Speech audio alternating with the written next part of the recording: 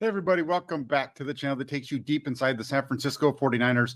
I'm your host, Jack Hammer of the Santa Rosa Press Democrat. I am back from Las Vegas, and it is time to dig into the 49ers quarterback competition, do an in-depth analysis of where we are today as the 49ers get ready for their opening of their preseason tomorrow against the Las Vegas Raiders.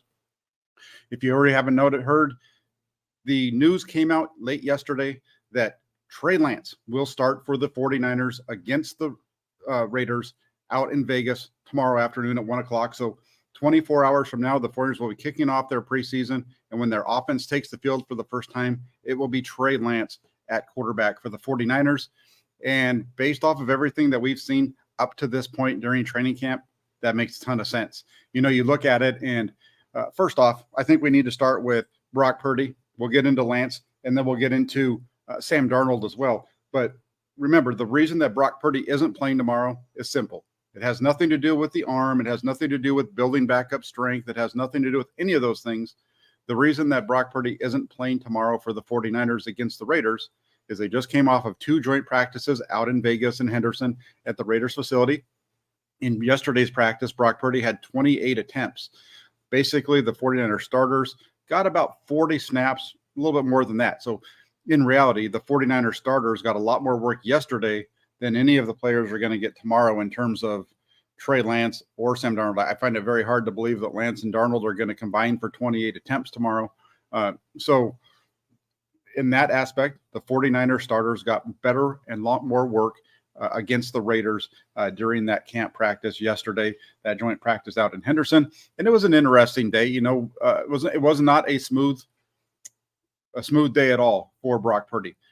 Purdy had 4 interceptions total on the day, a couple of them coming in 7-on-7. One of them was a tip ball that went off of a receiver's hands that was intercepted. The other was a pass breakup that bounced right to a Raider defender.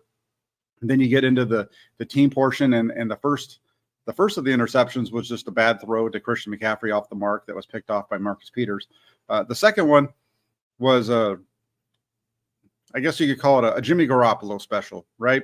One of those types of throws that we've seen throughout training camps, watching the 49ers, at least during my time in San Francisco, watching the 49ers during training camp, starting back in over just the last 3 years, starting in 2021.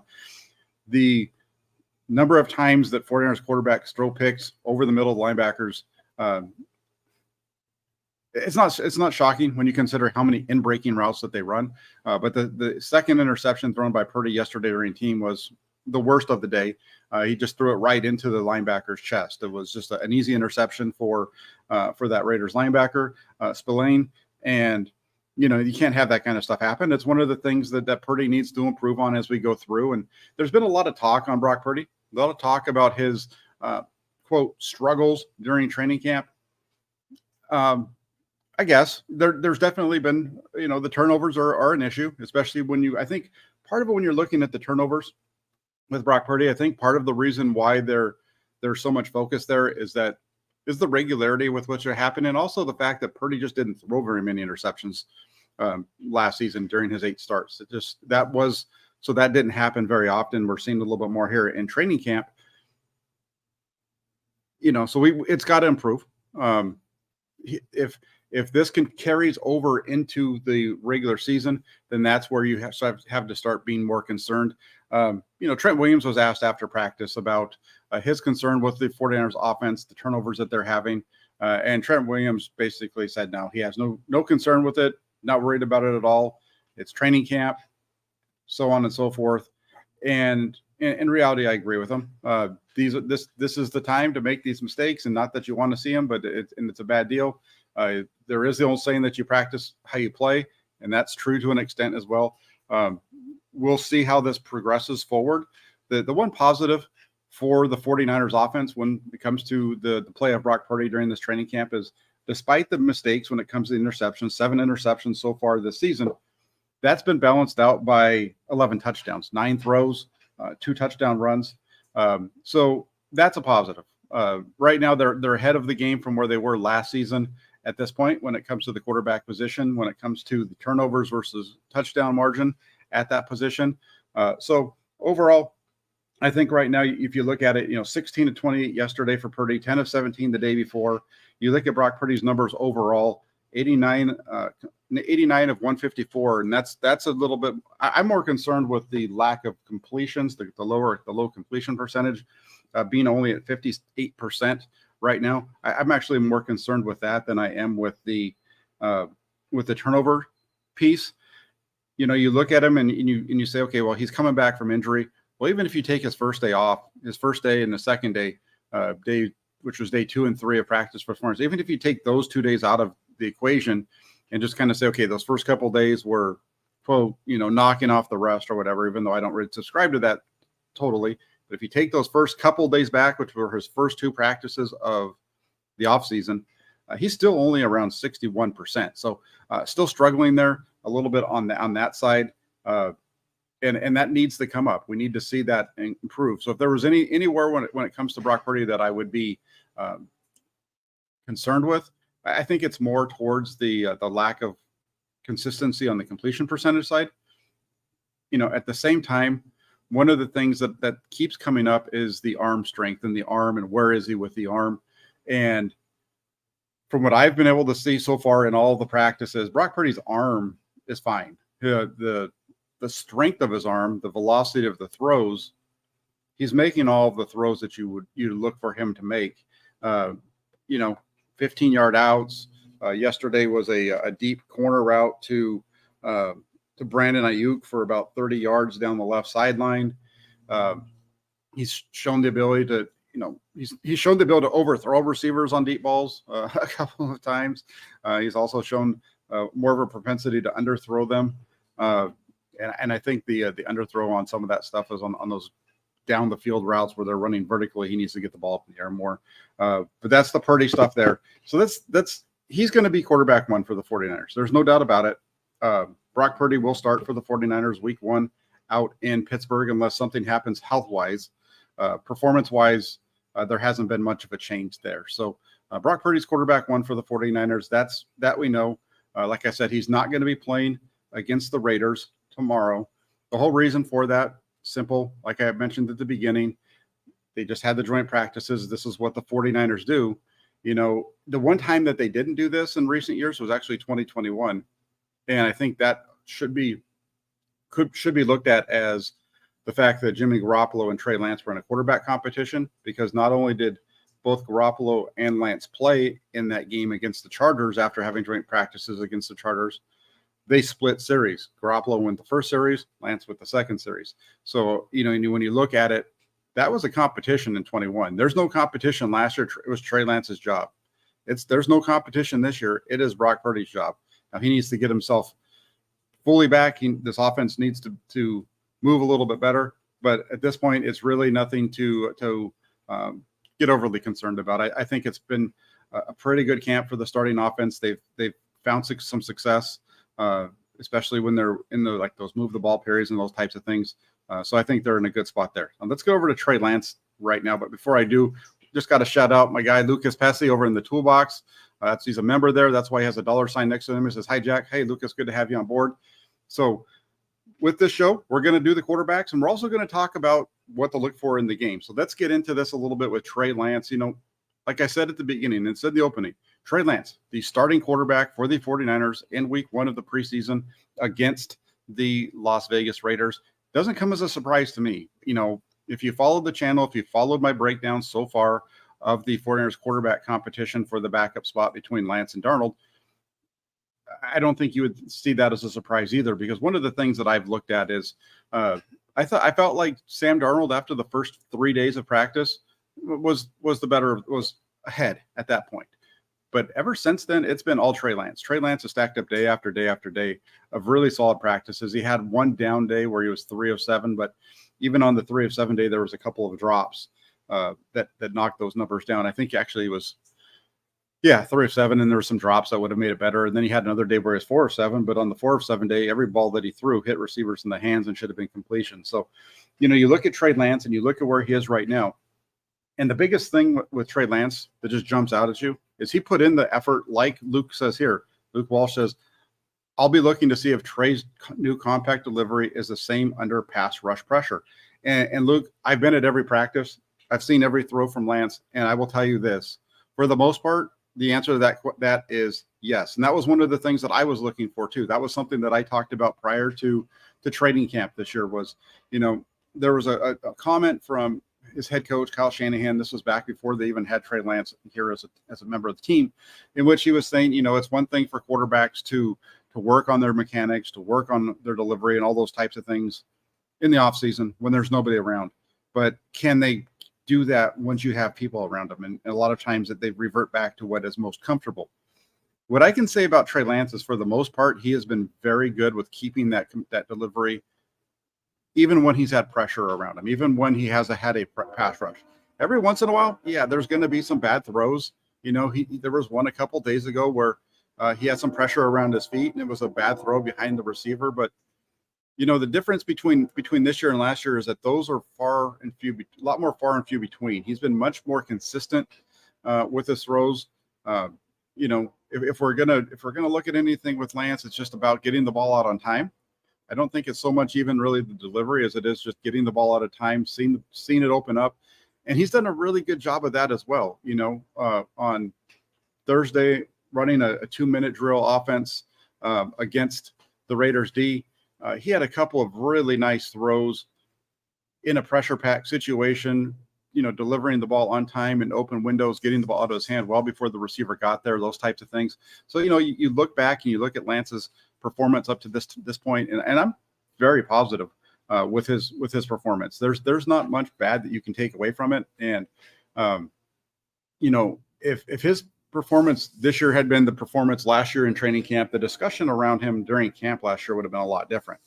He just looks like a much different quarterback in terms of the way the ball comes out of his hand, the tempo of the passes. It's not all at one pace. It's not all a fastball. You get a fastball and you get a little bit of a changeup, and even the changeup has good velocity on it. But it's just, right on the money, on time throw. So it's good stuff with Trey Lance overall. And you look at his numbers to this point, he only had 14 passes over the last couple of days out in Vegas. He was 7 of 14 overall against the Raiders the last couple of days. And you look at kind of where he is right now. And again, I think he's earned the right to be the starter.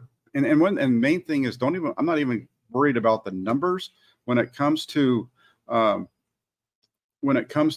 One of the things that's been most impressive with him for me is the way that he's moved the offense during different situations. So whether it's 1st and 20 in a backed up situation, a move the ball period starting at the 30, down in the red zone, it doesn't matter. He's been very consistent with picking up those situations. Like that 1st and 20 drill that they did about a week or so ago. That was a really nice drill and possession for Lance. Just taking what the defense has given him, showing that patience that we haven't seen in the past. So that's one of the biggest things when it comes to Lance, is that patience, and he's not trying to make things happen that aren't there. I think that's the biggest thing, is that he's just taking what defenses are giving him. He's much more confident, it feels like, when it comes to that kind of stuff. And it's good. I think Trey Lance's performance at this point, he deserves to be the starter based on the way that training camp has gone so far through the first 13 practices. I think Trey Lance deserves to start against the Raiders. We'll see what happens next week. We'll see if it's Sam Darnold that comes out first with the second unit, or if it's Lance, if they decide to switch it up next week. But for this week, I think it's a good deal for the 49ers with Trey Lance to be the starting quarterback. He's earned it, that's for sure. Johnny Dow jumping in, he says, too few likes, y'all. Smash the like button. Yeah, if you could, please hit that like button. That'd be incredible. I would appreciate that. And Luke makes a really good point here too. A quick release is only as fast as the quarterback's eyes. And that's true. And then he also says that a quarterback's eyes are only as fast as his release. Yeah, they work together, right? They work together, and a lot of times we get into with Lance. There has been a little bit of quickening up with his release in terms of from getting the ball to here to out of his hand, from this point to out of his hand. But the other part of it, when we talk a lot of times about quick release or throwing guys open, that's throwing the ball before he's open, right? So that's really where you get into the release being as quick as the quarterback size. Do they see the opening and get the ball into that opening for the receiver who's going there, if that makes sense? And there was a terrific example of it. I wish that I was able to show the video of it, but I didn't take video. The 49ers, have the eye in the sky, but they don't, we can't see that during practice. If it was during a regular season game, we would have, or even training camp practice game, we would have the video to watch. But, you look at it, and there was one throw on Thursday. They were leading us out of practice. I was standing in the end zone, walking through the end zone. I was walking really slow. And Trey Lance drops back to pass, and he has the receiver, it was Ronnie Bell, running a deep in route. And you could see the hole in the defense open up, and you could see that Lance saw that hole, and he throws the ball right into the hole. There comes Bell across. It's a really nice catch. That's like perfect type of really good high-level quarterback play. And we're seeing that from Lance at this point. And we're really seeing it from all the 49ers quarterbacks, to be honest, the top three at least at times. We're really splitting hairs if we're getting into big debates over Lance, Darnold, and Purdy. It's not like one guy's here, and another guy's way down here. I can't even get my hands on the screen. It's not like there's one guy here, another guy's here, another guy's even lower than that. They're all, somewhat close to each other. And that's one of the things. That's one of the reasons why I don't want to get into the big debates. I don't want to get into the big arguments about who the better quarterback is. I don't think 49er fans need to be arguing about Brock Purdy, Trey Lance, Sam Darnold. Purdy's the number one quarterback for a reason.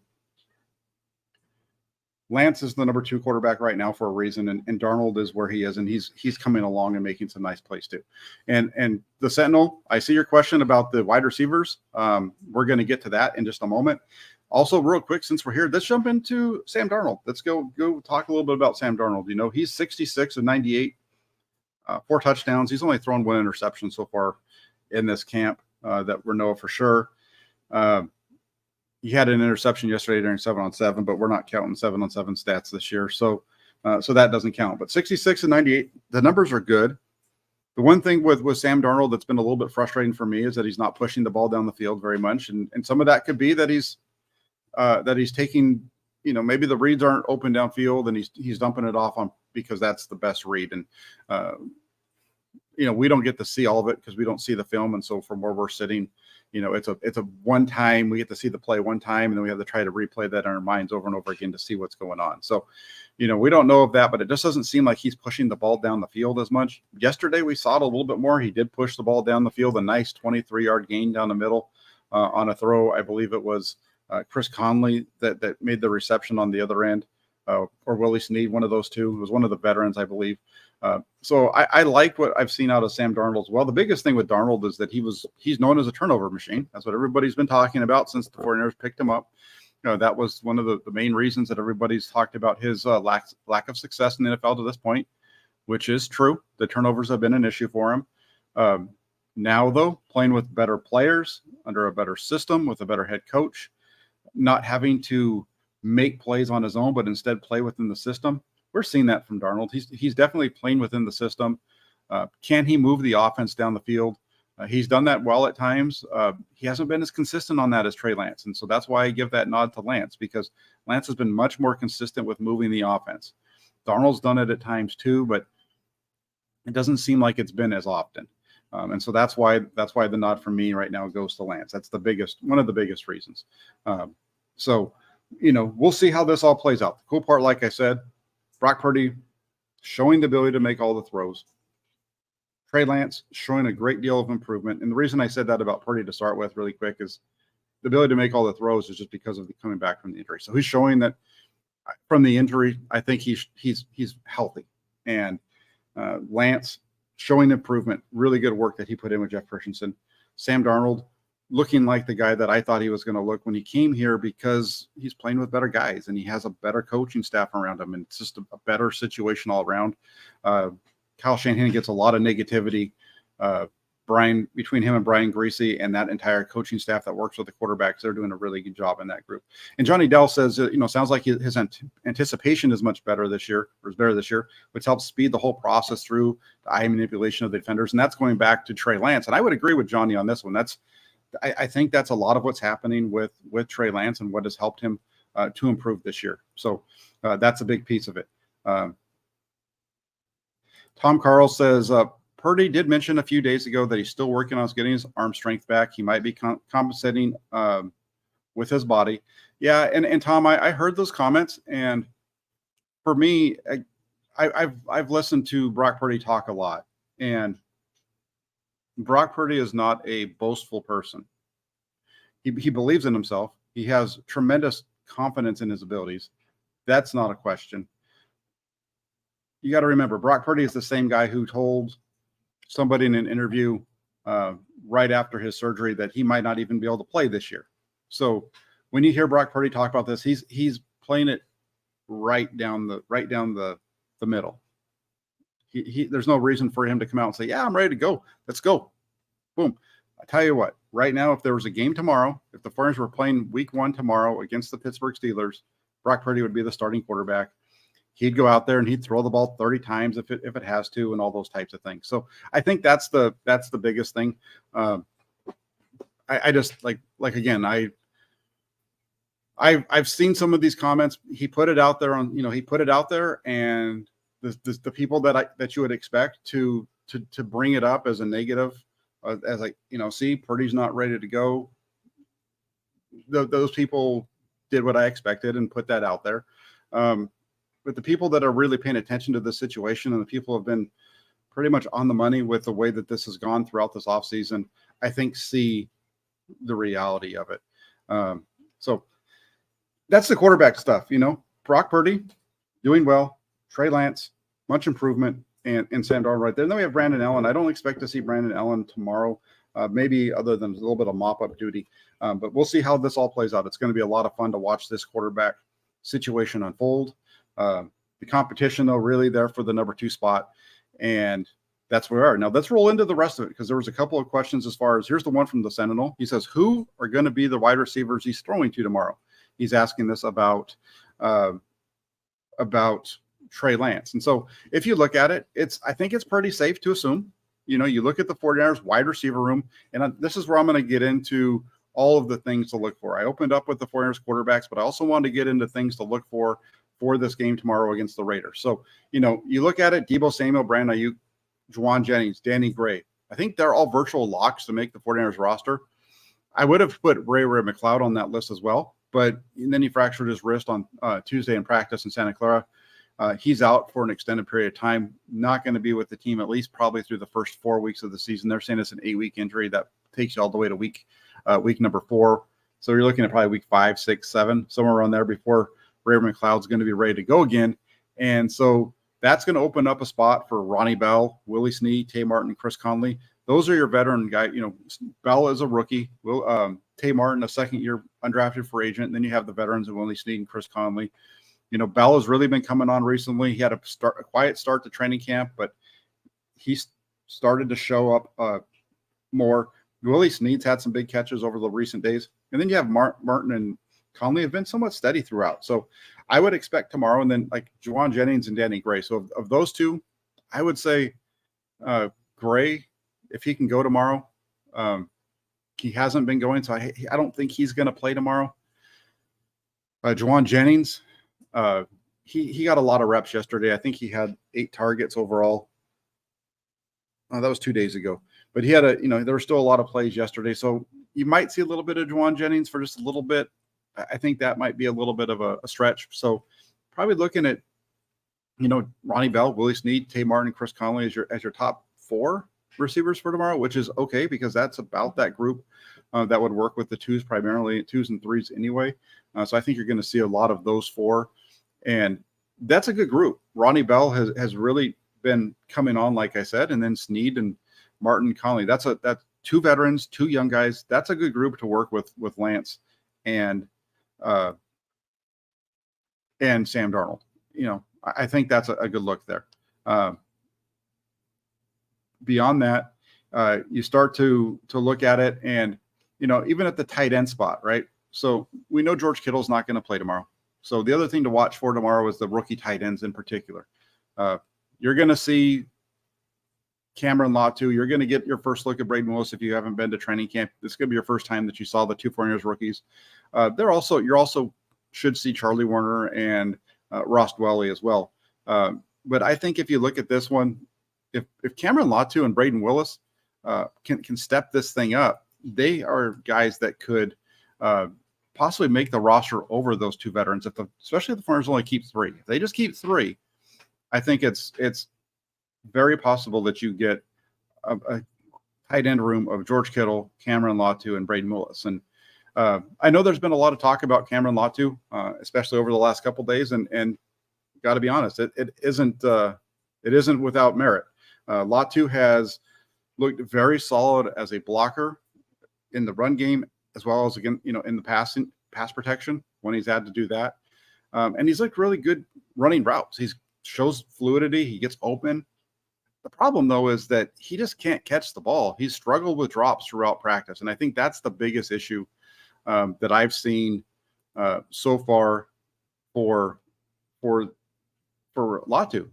Again, he's a really good blocker, really good route runner, really fluid, all positives, but you got to catch the ball at the end. You got to finish the play, and he's not finishing the play. And I think that's something to keep an eye on. We'll see how it works out tomorrow. The one interception that Purdy threw in the end zone yesterday during 7-on-7s was a target to Latu that bounced off his hands. And we've seen that the day before. Trey Lance throwing to Latu in the end zone to finish off a move the ball, hurry up period at the end of practice. Does a really nice job escaping the pocket, finds Latu open in the end zone, puts it on him, and he drops it. And that's really been the story of camp for Cameron Latu so far. So catching the ball, you got to do it as a tight end, and he's got to improve, because if he doesn't, he's a upgrade over. He might be a slight upgrade over Warner in terms of pass protection, but if you can't catch the ball, you might as well just keep Warner in a lot of ways.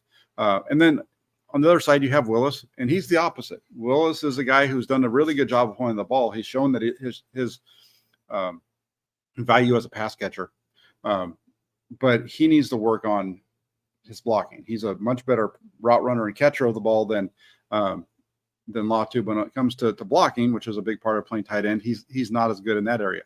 One of the things to note, though, was that yesterday during practice, we did get to see Willis getting down the field, getting up the seam with a nice big reception from Brock Purdy. It was a 15-yard play down the middle, bang, bang type of play, got it to him right before the safety got there, and the safety tripped him up. And it was a really nice play. And it was good to see Willis get vertical for a change. A lot of his completions that have been to him in this camp have been underneath throws. So it was nice to see him be able to get up the field and make a play down the field for a change. And so if you're watching for tomorrow and you're looking on that offensive side of the ball and you want to see what are you looking for? Take a look at those wide receivers. Ronnie Bell is the young guy, Willie Snead, and Chris Conley a little bit on the older side. Tay Martin, another young player that's going to look really good. And then at the tight end position, pay attention to 81 and 9. That's Latu and Willis, the two rookies that they took. They're going to be trying to make their presence felt. And then up front on that group, the starting offensive line, that's set. You have Trent Williams, Banks, Brendel, Burford, and then you have Colton McKivitz. And Colton McKivitz stepping right in at right tackle to replace Mike McGlinchey, who went to Denver in free agency. And McKivitz has looked good. I think the development of him as the starting right tackle has been solid. If you look at the reports yesterday from practice, there was a lot of pressure I shouldn't say a lot of pressure, but there was some pressure that was getting through on Brock Purdy at times. That led to a few throwaways. But when you look at where the pressure was coming from, it wasn't coming from the right tackle spot. The majority of that pressure was coming from the defensive tackles of the Raiders. And the one guy who stood out to me as far as struggling in the practices against the Raiders was Jake Brendel, the center. More than anybody else along that offensive line, it was Jake Brendel that was struggling to handle the interior rushers of the Raiders. And that's where a lot of that pressure was coming from. So when you start to look at it, that's something to keep an eye on moving forward, because we're not going to see Brendel tomorrow. But what we are going to see is who's going to be that swing tackle, because that's where the addition, Colton McKivitz stepping in seamlessly, that's a good development, right? But what that's done is it's left the 49ers with a hole at that swing tackle spot, because McKivitz has been that player. So the competition for that swing spot is really between Jalen Moore and Matt Pryor. Leroy Watson, undrafted free agent guy that they picked up. It wasn't even, I think he was brought in once the season started last year. He was a tight end at UT San Antonio with Burford. He's transitioning into play tackle, and he's been doing a good job at times, and at times he's really struggled, as you would expect for a guy making that transition. So really it's down to Moore and Pryor to be that swing tackle for the 49ers. I think Moore was in the lead up until the time that he went down with a knee injury. Had a bone bruise on his knee that he suffered about a week ago. And so he'll be back soon. It looks like he's getting closer to returning. We won't see him tomorrow. But the guy that you'll see is Matt Moore, or not Matt Moore. That's a quarterback. Totally different guy. Matt Pryor, excuse me. When you look at Matt Pryor, he's had a good, an okay training camp. But the deal with Pryor that's interesting is he's only played on the right side. And when you're a swing guy, you've got to be able to play on the right and the left.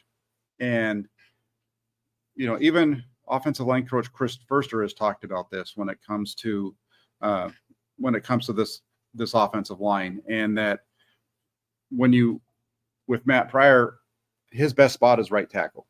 And so that's why he's been focusing over there. But he needs to get some more reps over on the left side.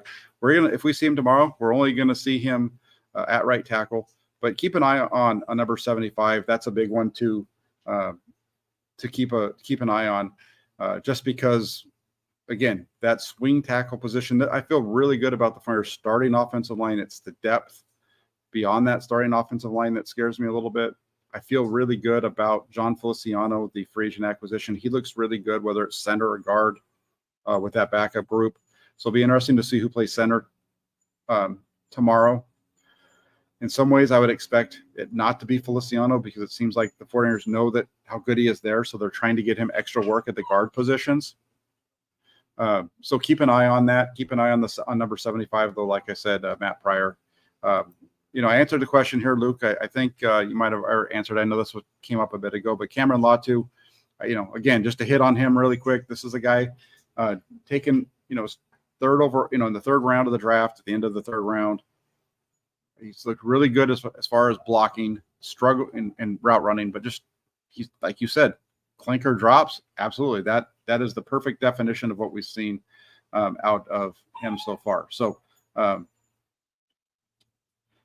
the Sentinel wants to know if it was against Max Crosby, and he's talking. I think when he brings up Max Crosby, he is looking at the play of Colt McKivitz. No, Max Crosby pretty much almost always was, at least from what I saw, was lining up on the right side of the Raiders defense, which would match him up against Trent Williams. So that left McKivitz with Chandler Jones, and Chandler Jones is no slouch of a pass rusher either. That was, the Sentinel. That's a good one, because that was one of those matchup I was really looking forward to seeing, and I didn't see it during the one-on-ones where they're right in front of us.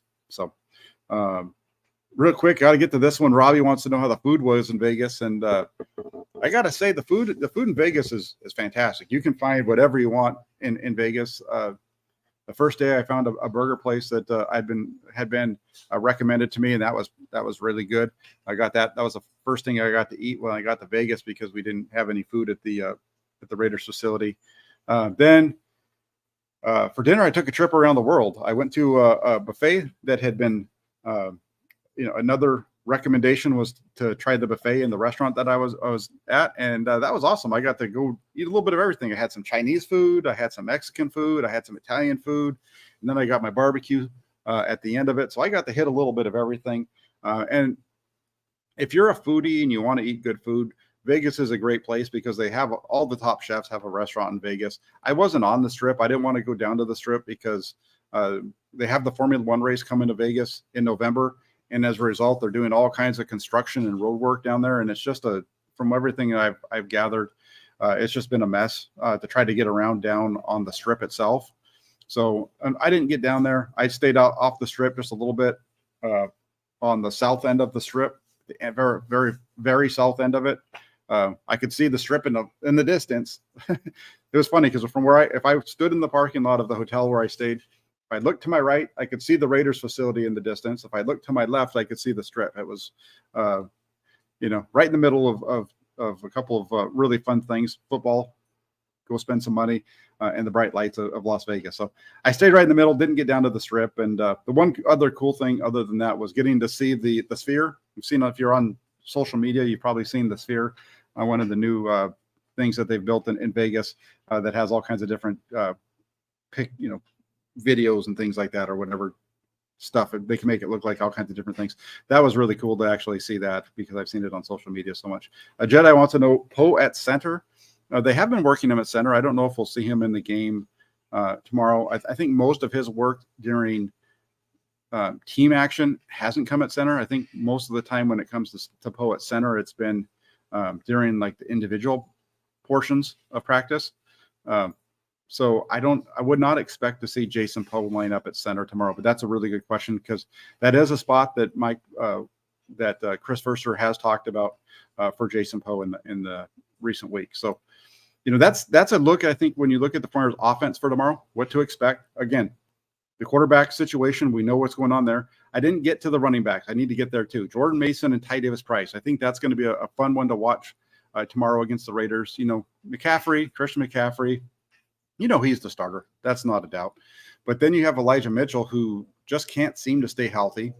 So that means I think we're going to see a lot of Jordan Mason and Ty Davis Price tomorrow, especially in the first half. It'll be interesting to see how they get mixed and matched in. And you'll see Kalen LeBourne as well, and a little bit of Jeremy McNichols as well. So you're going to see a little bit of all four of those guys. But and you're also going to see a lot of the jackhammer, Jack Coletto. He's the backup fullback, so he'll be in there in place of Kyle Juszczyk. But in terms of Mason and Ty Davis Price, this is a lot of fun to watch, because we saw Mason quite a bit last year, undrafted free agent rookie. He really came along last year and became the guy that Kyle Shanahan would turn to at the end of games. He's come back this year in year two, and he's looked just as solid as he did last year, with the addition of some improvement in the passing game as a receiver. So that's positive stuff for Jordan Mason. Ty Davis Price, on the other hand, was the guy who was taken in the third round and really disappointed, I felt, last year as a rookie. But, you look at him, he was already a powerful rusher when he was at LSU. That was one of the things I think that drew the 49ers to him. But he went in this offseason, put in the work in that offseason strength and conditioning program. He's come back. He's added muscle. He's added weight. He's a heavier player now, but he doesn't look heavier. He looks leaner is what he looks like. And because, it's a fact. Let's just face it. Muscle weighs more than fat. And so Davis Price looks like he's thinned out a little bit, but he's actually heavier than he was now. And the biggest thing, though, even bigger than that, though, that I think when you watch him play is I think he's more comfortable in the 49ers offense. And I say that based off of what looks to be improved vision. A lot of times last year you'd see Davis Price run the ball, boom, and he runs into the back of an offensive lineman before making a cut. This year, it seems like he's just seen the hole better and cutting, not running into guys, getting up the field, and being able to actually show his explosiveness, which we didn't get to see last year, because once you bang into somebody, you got to takes a step or two to get going. Now he's getting where he needs to go. It's one cut, it's upfield, much more explosive for Ty Davis Price. I'm really looking forward to seeing how he plays in a game tomorrow. I know it's not with the starting offensive line, but it'll give us a little bit of a glimpse of where he is in terms of being able to step up. And so that's the offensive side. We talked about the quarterbacks. We got in the running backs there. We did all the groups. And so I think there's a little bit to watch with all of that. Now let's go over the defensive side. And Luke Walsh, he's not a member of the toolbox, but he should be, because he's all the time. He's in here on our shows for me. That's awesome. He also does a great job of following me over at the Press Democrat, 49ers.pressdemocrat.com. Longtime reader there. And he says that he's hoping to see Jair Brown's speed tested versus the Raiders. And this is a guy, this is one of the names for anybody that I'm talking to off of the shows, just chatting football with people. And they say, hey, Jack, what are you looking forward to seeing against the Raiders in this first game? And Jair Brown's name is one of the first things that comes out above the quarterbacks, because Jair Brown, a player the 49ers traded up for to get in the third round. And you start to watch him play, and he comes to the 49ers and he's a lot of talk about him being a ball hawk and all those types of things. But the one thing that I noticed when it came to Jair Brown was, he just wasn't around the ball a lot. When the ball was in the air, we just didn't see him making plays. That finally occurred earlier this week. He had an interception on a deep throw from Sam Darnold. Darnold's first interception at training camp.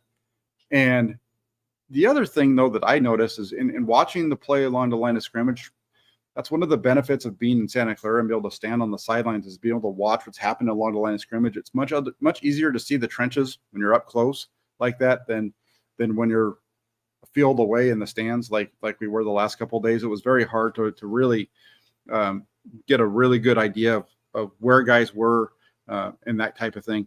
But Jair Brown is a guy for the 49ers defense that showed up with regularity in the run game.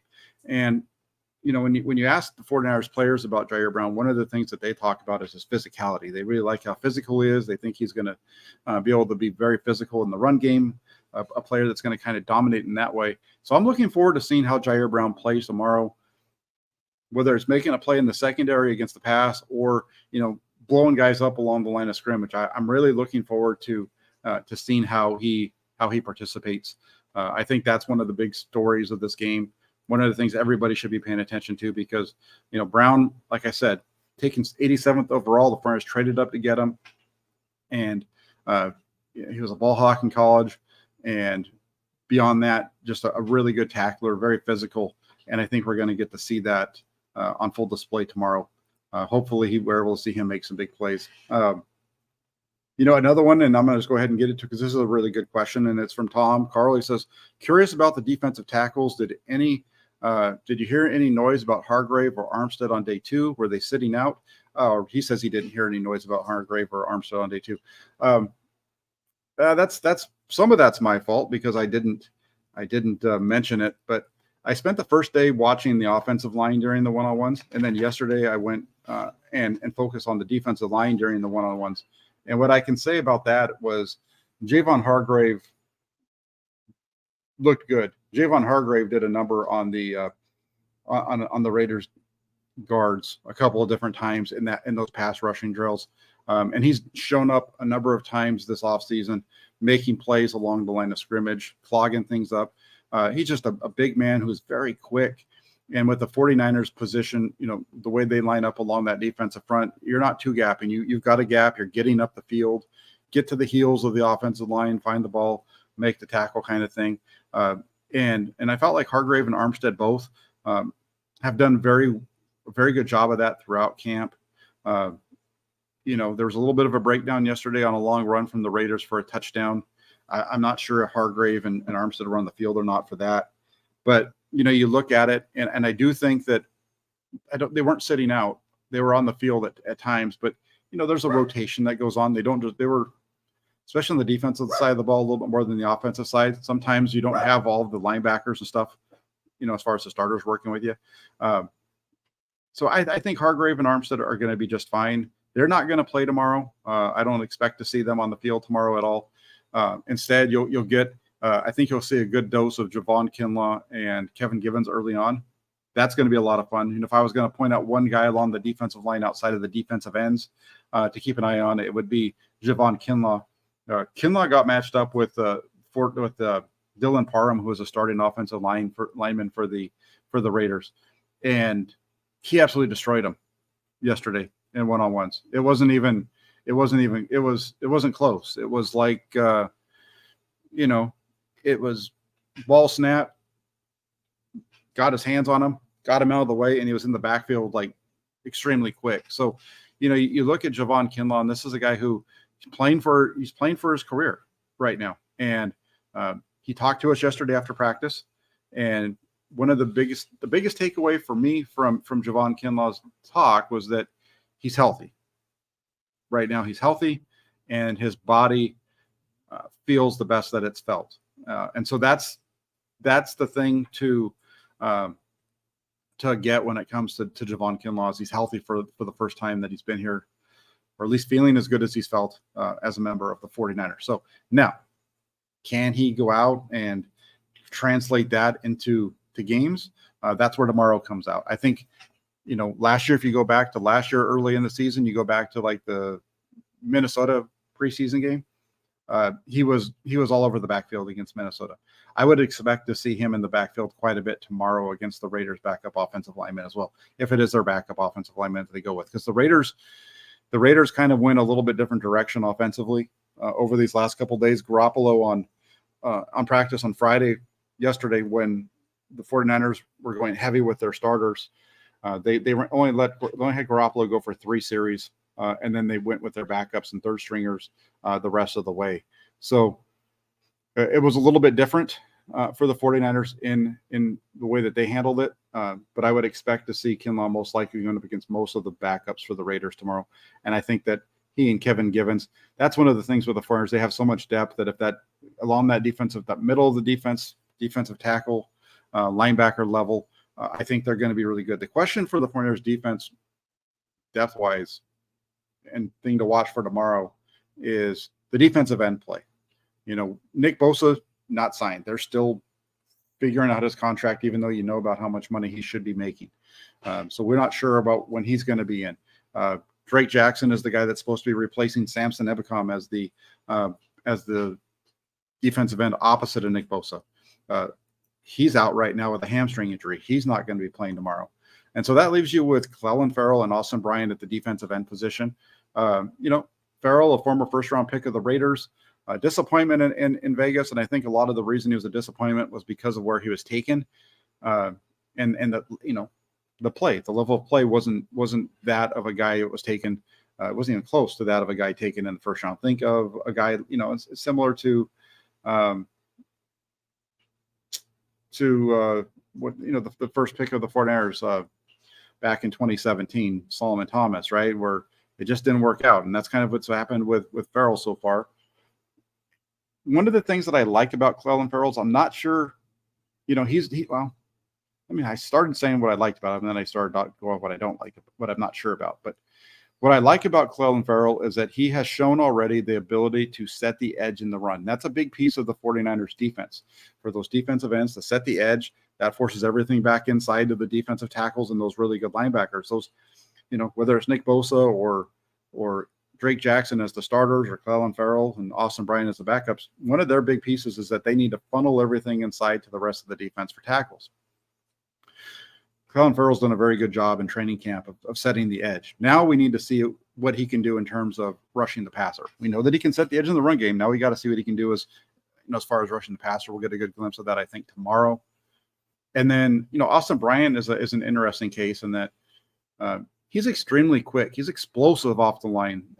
Very good in that way. The problem is that he's dealt with injury issues throughout his career. He's even dealt with some injury issues already as a 49er. But when he's been on the field during this training camp, he's looked explosive. And so, with Clelin Ferrell and Austin Bryant, we just need to see that in games. So that's what to look for at that defensive end spot. Linebacker-wise, this is a extremely deep team. You know what you got in the top two. Warner and Greenlaw are two of the best in the business.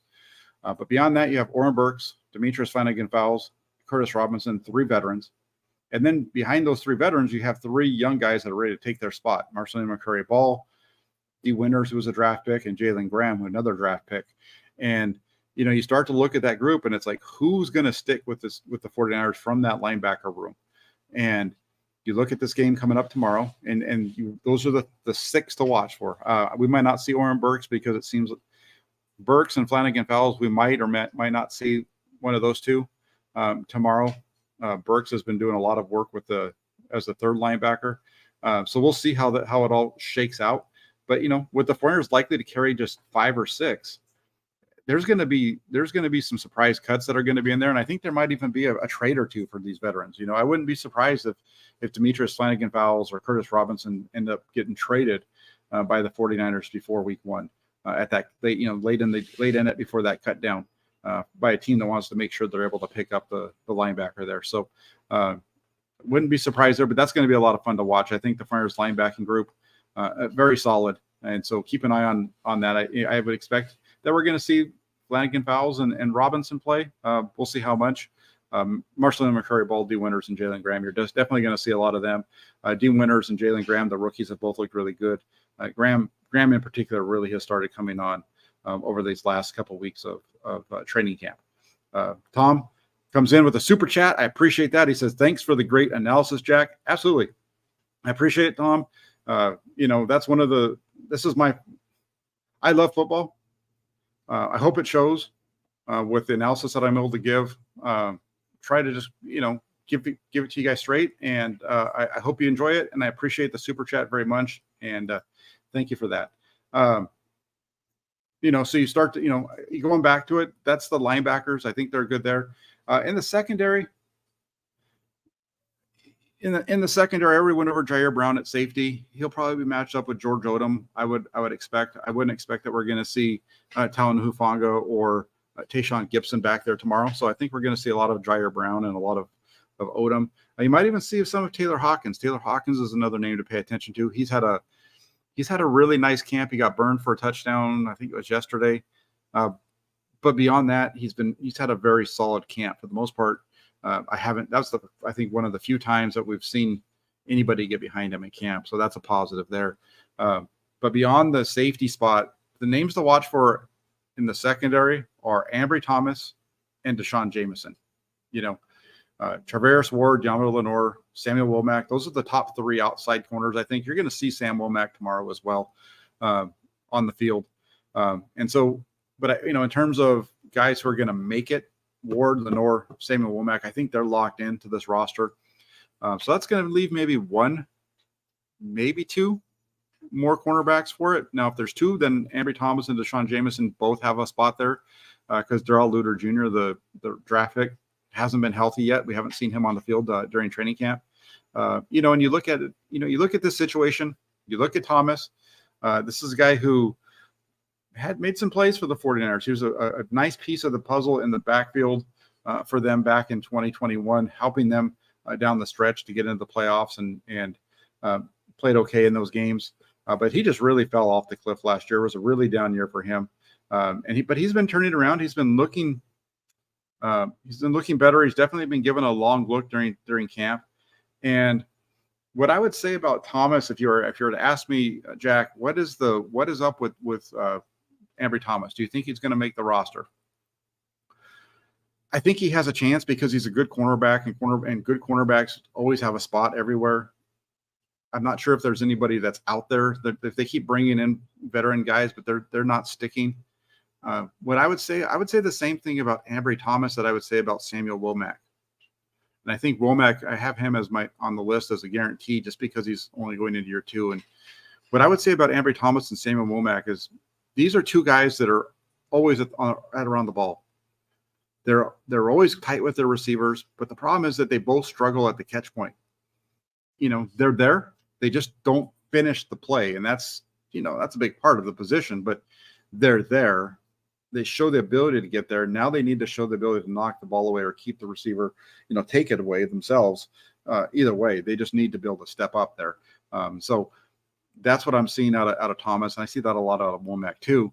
And then Jameson is a guy who has really flashed and really been getting a lot of attention. He was added by the 49ers as an undrafted free agent right after the draft. He was out of Texas. He's really been earning some praise from not only myself and some of the other media members that have been on hand, but he's also earned it from the coaching staff, his teammates, for his strong play throughout camp. Even General Manager John Lynch talked about how well he was playing, and that because Jameson was looking so good, they were going to be giving him some shots inside at nickel as well. So, you watch Jameson play, really physical corner. He's at his best when the 49ers are running man and he's able to get his hands on the receiver. He seems much more comfortable in a tight situation than playing off soft where he has to play in space. He seems like he's much better and much more comfortable when he's right up on the guy. So that'll be interesting to watch for tomorrow. The other thing when it comes to Jameson and where he might be able to make that roster is because of his ability to return kicks. He was a really good kick returner at Texas. The 49ers have a need there because of that injury to Ray McLeod. So let's keep an eye on that tomorrow. And hey, look at that. Look at that. I made him feel bad, so he joined and became a member. He says, Luke Walsh became a YouTube member. Luke, I appreciate it very much. And he says, inside the 49ers with Jack Hammer, there, I'm a channel member. Now the old Press Democrat gang is together. Absolutely. Thank you so much, Luke. I really appreciate that. Now we got to get all those other guys that used to watch to be from the blog to do this too. That's awesome. I really appreciate it. Thank you. I wish I had a sounder. I'd do a round of applause for you. That's awesome. I appreciate it. That's awesome stuff. Thank you, Luke. And also thanks earlier to the super chat that I had there from Tom. So that's the secondary, and Ambry Thomas, Deshaun Jameson. And I'm going to wrap this up with one more guy that you need to pay attention to. And it's been a talking point throughout the offseason, ever since the 49ers got everybody in a lather when they drafted a kicker at number 99 overall, Jake Moody. I get it. Drafting a kicker in the third round or high, that's, whatever. There's other needs, whatever you want to say. But Jake Moody's been very impressive during camp this year. During Tuesday's practice out in Santa Clara, he hit twice from 60 yards out. He's had a number of long field goals.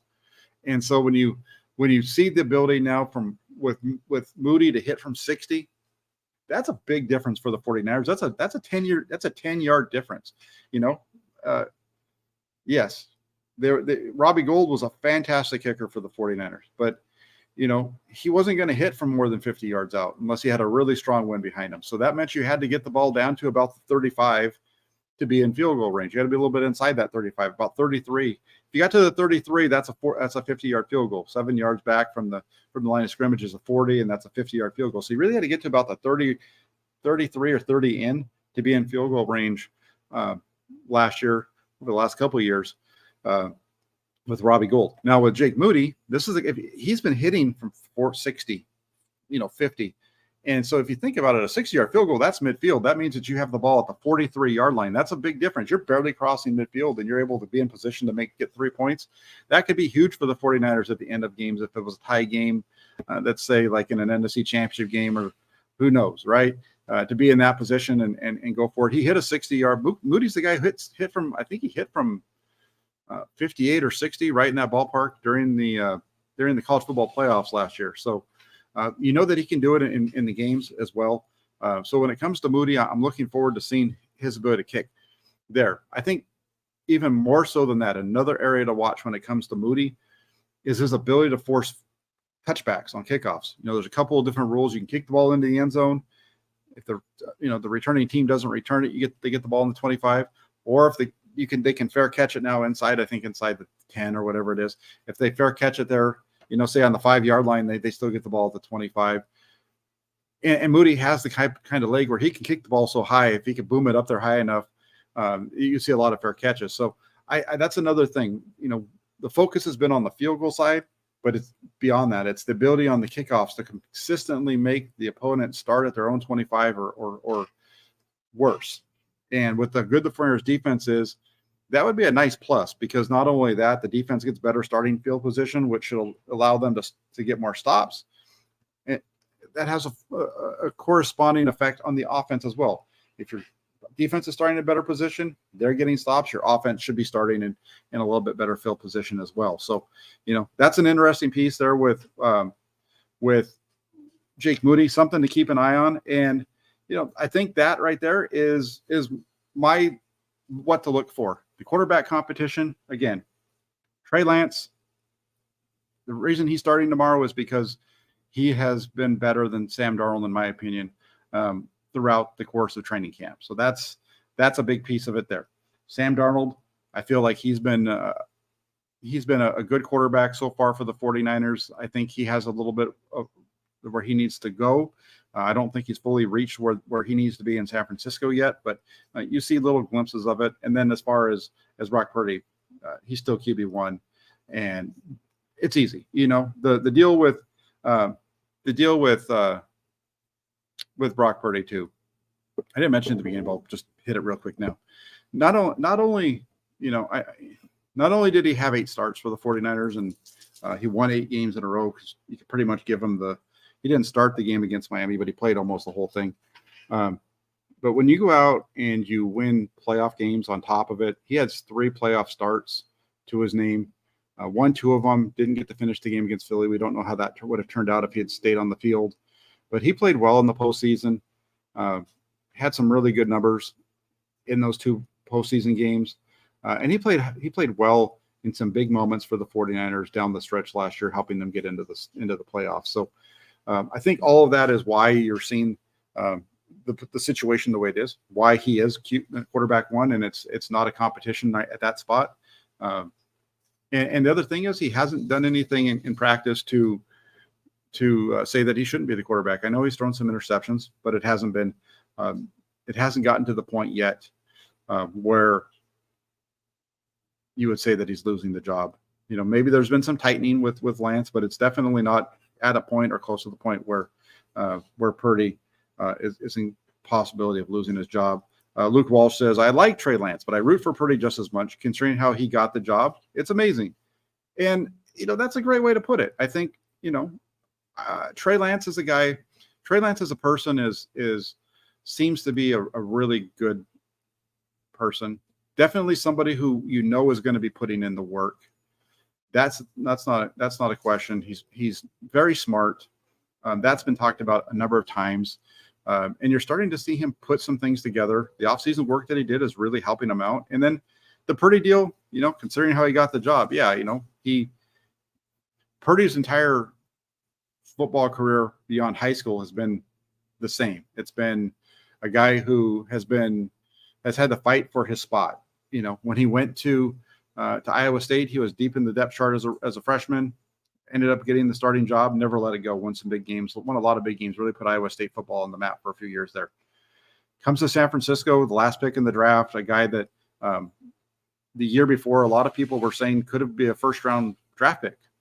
But he stays in college for one more year, and then it didn't go exactly as planned. And so, I think in conjunction with all of the top picks from the year before at that spot, you didn't see very many quarterbacks go high in Purdy's draft class, and he falls all the way to the 7th round. And he wasn't a 7th. I don't think Brock Purdy was a 7th round quarterback in terms of normally with the way that you would analyze quarterbacks and get ready for the draft. But I do think that just because of the number of quarterbacks that were taken the year before, and then with the number of quarterbacks that were, there just weren't as many spots, and he slid to the 7th, and the 49ers were able to get a guy that they really liked at the end. The 49ers, Adam Peters said that they had Purdy as the best quarterback in the draft class back in 2022. Take that for what it's worth. So it is an amazing story. In addition to that amazing story, he played at a very high level. So, it's just a matter of let's see how this thing goes. Tomorrow, we finally get a chance to watch the 49ers and the Raiders on a field in a game. I got to see them on a field and going up against each other, and that was fun. But now to really see it, in a game and be able to see, I'm looking forward to the opportunity to watch Trey Lance operate. Looking forward to the opportunity to watch Sam Darnold operate in a game situation with the clock and all those types of things. So it should be good. I hope you all enjoyed the show. Alan, hello. Let's go Niners. Hello to you too, Alan. If you guys can do me a favor, I'm going to end this thing for today, but I'll be back tomorrow with a post-game show after the game. Do this for me, please. Hit that like button. After you hit the like button, subscribe to the channel if you haven't done so already. And then also, if you like what you see, also make sure you turn on your notifications, because you're going to want to make sure you have your notifications on. That way you don't miss any of the updates that I post, whether it's me going live or a different type of update like yesterday, the announcement that Trey Lance was going to be the starting quarterback on Sunday for the 49ers, as well as some of the shorts and the little videos that I'm able to put together. So as Luke Walsh says, member of the Toolbox, Ronnie Lott, that like button. So hit that like button, hit that subscribe button, turn on your notifications. Beyond that, have a great rest of your Saturday. Get ready for some 49ers football on Sunday. It's going to be a lot of fun. I look forward to coming on, talking with all of you tomorrow after the game. And then also make sure you follow along over at the 49ers.pressdemocrat.com, the Inside the 49ers blog there. There will be a live blog that will be running throughout the game. So go ahead and check that out as well. Thank you all so much. Have a great rest of your Saturday. We'll be talking with you soon. Take care, everybody. Have a great one.